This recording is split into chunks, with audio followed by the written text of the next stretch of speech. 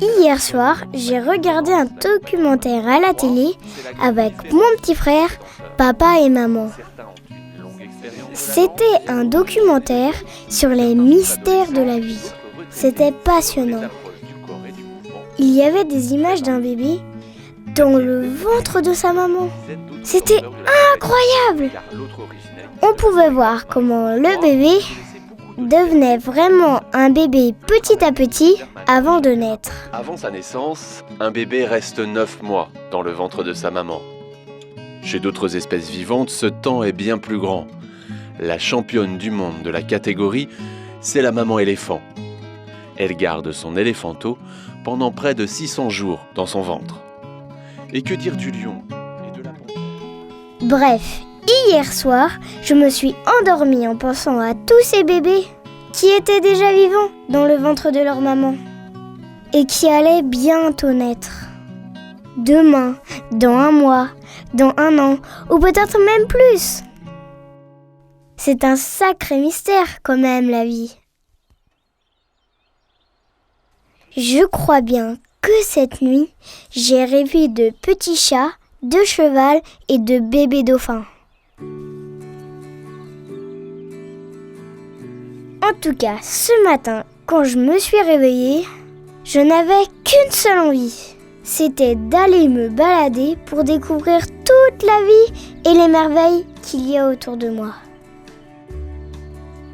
Il faisait beau et maman était d'accord pour m'accompagner. Je lui avais demandé quels animaux on pourrait bien rencontrer. On va peut-être voir des fourmis, des papillons, des oiseaux ou même des petits lapins. Moi, j'aurais préféré des ratons laveurs ou des choses bizarres. Oh, mais si tu regardes bien, tout autour de nous, il y a des tas de merveilles. Et moi, je crois que c'est Dieu qui nous les donne en cadeau, toutes ces merveilles. Alors, partout où il y a de la vie, ça veut dire qu'il y a Dieu ? Eh oui. Et toi aussi, tu fais partie des merveilles, parce que c'est Dieu qui t'a créé. J'observais, j'entendais les oiseaux. J'entendais le vent dans les arbres. Et puis, je regardais le ciel au-dessus de ma tête. Et je me disais que c'était immense. Je me disais que Dieu avait créé plein de choses immenses. Des choses mystérieuses. Et puis, j'ai marché sur un truc. C'était une branche d'arbre. Mais juste à côté de la branche, 2 escargots. On a bien failli les écrabouiller. Je regardais les 2 escargots. Ils se ressemblaient beaucoup avec leurs coquilles. Mais en observant bien, je remarquais qu'ils avaient plein de différences. Maman m'expliquait que nous aussi on était tous bien différents. Maman disait que Dieu nous avait créés uniques.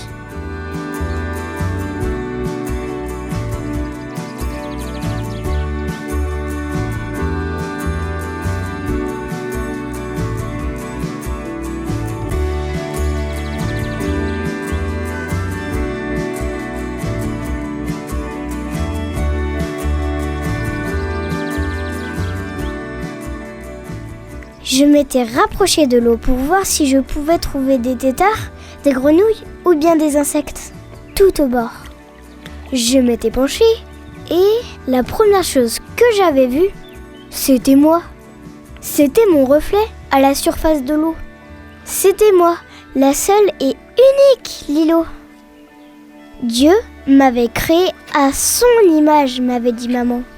Il avait créé les hommes et les femmes comme lui, à son image.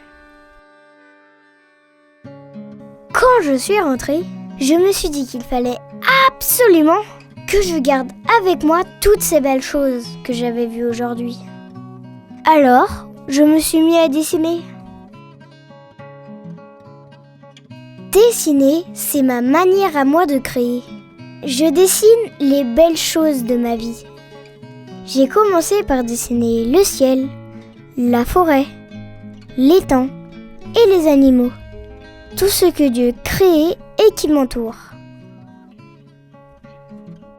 Et puis, j'ai dessiné toute ma famille. Mon frère, mon papa, Ma maman. Parce que l'être humain est la plus belle création de Dieu. Parce que l'homme a été créé à l'image de Dieu. Et parce que l'homme, il est aussi capable de faire plein de choses avec l'aide de Dieu. Il fait des immeubles, des ponts, des villes entières. Il joue de la musique, il fait du théâtre, de la peinture, ou il dessine comme moi. Et puis surtout, l'homme, il est capable d'aimer. Aimer, c'est prendre soin de tout ce qui nous entoure. Aimer la vie, c'est partager la vie qui vient de Dieu.